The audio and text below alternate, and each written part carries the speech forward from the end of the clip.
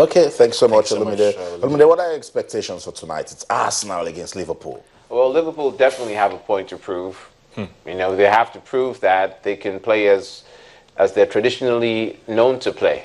Traditionally? In spite of any, yeah, traditionally. Arsene Wenger said Traditionally something. the best. Arsene Wenger said something quite remarkable. I don't know if he's taken a swipe at Brendan Rodgers, but you know, he says that they wanted to bid for Luis Suarez while he was scoring all the goals for Liverpool, but somehow Liverpool refused to do that. And now, you know, they've been changing sides, changing squads, especially the forward line for like 2-3 seasons now. And he says there will be no sympathy for Liverpool when they go to the Emirates. I don't know what that means. Let's see. We'll so Brendan Rodgers talking. really has to be wary of what Wenger is Olumide, saying. when you say Liverpool play traditionally lately, they've not been doing well. You have to define what traditionally means. I'm talking about the Champions League, the Premiership, and all the other titles that we've won. And I still think Liverpool still has to do like 2 or 3 more signings, you know, to really... Yes, that's a big brother for Liverpool enthusiasts.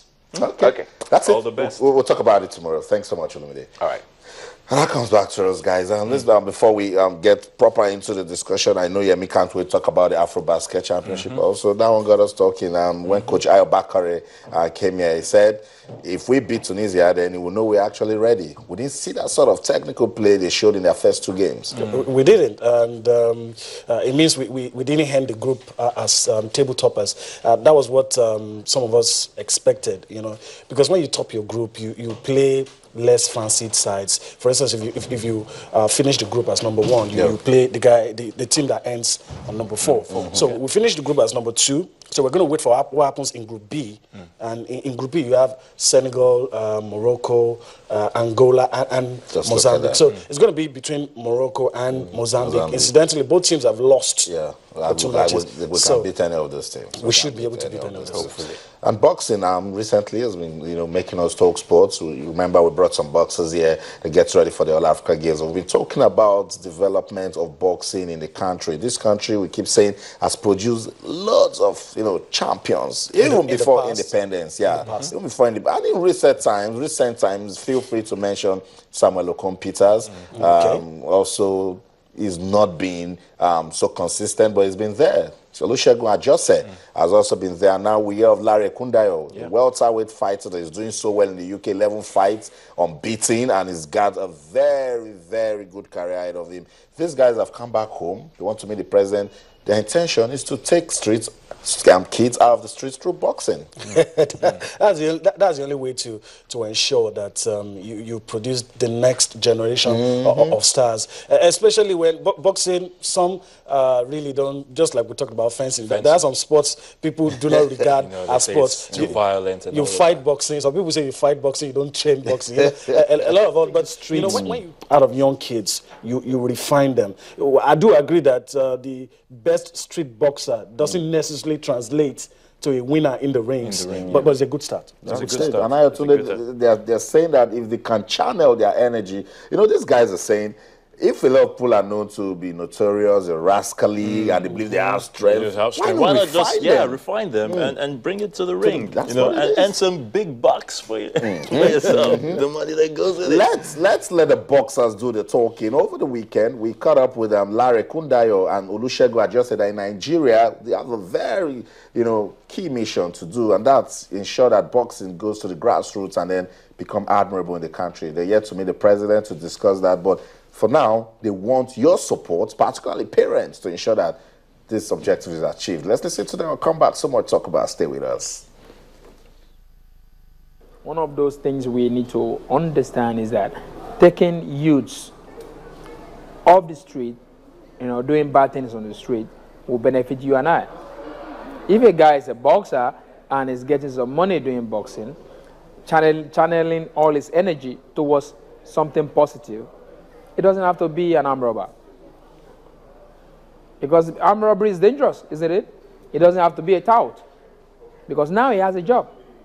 He has a job that will enable him earn some money to feed his family, to send his children to school, you know, to take care, to look after his mother, to look after his wife. It's that simple. And the female boxer too will have enough money to spend on our family and on our children.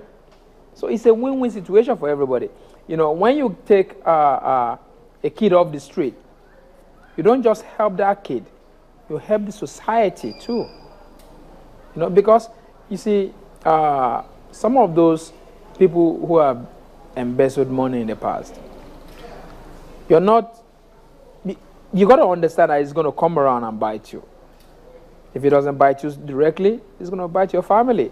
Because the people that are supposed to benefit from that money, which is by maybe by going to school and all that, they can't go to school, then they don't have any job, then they become hooligans, maybe even become thieves, armed robbers. Then they can come back and rob you or your grandchildren or your family members. So, but if you take them off the street, then you're safe, I am safe, everyone is safe. And if we can get support, not just concentrating on one sport, and also like for the parents as well. Because when I was growing up, I wouldn't tell my mom I wanted to box, because why would you want to box? But every single kid got talent in different ways. We all have our own talent, but if we channel into the wrong place, then we don't know what to do with our life. So maybe it's good for parents to actually support the children with whatever they want to do. That's what the British does, and it works out. You see kids start from young. The parent will take them to the boxing gym and let them do something with their life. Yes, education is very important. That's the number one. But something again. Floyd Mayweather is the richest sportsman in the world. People say that he can't read, but he got money, he can count. Do you understand? So these children, if we can get support, and this is the reason why, even in the UK, I've got some young kids that I work with, the Nigerians, they come and that we want to train with you. You're welcome. I spend my time, during my own time of training, I spend my time to help them and just keep them off the street. Do something positive with your life, you know. So you don't have to be a doctor before you can do something positive. So, you know, and that's the reason why we're here today. We see what they can do.